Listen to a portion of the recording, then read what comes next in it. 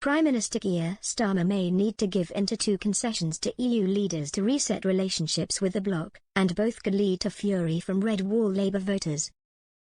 Mr. Starmer has attempted to reset relationships with a number of European nations in recent weeks, including high-profile meetings with French President Emmanuel Macron, German Chancellor Olaf Scholz, and Irish Premier Simon Harris. On his trip to Dublin this weekend, the Prime Minister said there was a need to be ambitious and bold when examining reform of regulation and trade barriers, and spoke to his hoped for a wider reset with countries in the 27-member bloc. However, the Mail reports leaders in Brussels are unhappy with Mr. Starmer's approach of dealing with individual leaders rather than the EU as a whole. One diplomat is cited as saying, "The EU hates the idea of separate little deals because it would damage the EU project. It's all or nothing for them, and there are suggestions Mr. Starmer could leave empty-handed unless he gives ground on key points that may not please Leave voters who return to Labour in the 2024 general election."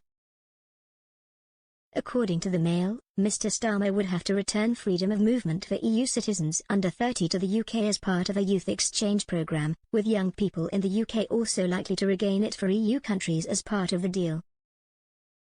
The other concession it suggested was that the Prime Minister would have to exempt EU students from the higher international student fees UK universities charge to other overseas students. Writing for the paper, Glenn Owens claimed, if Sir Keir agrees, pro-Brexit voters, include those in the northern Red Wall seats Labour won back from the Tories in the general election, will surely revolt.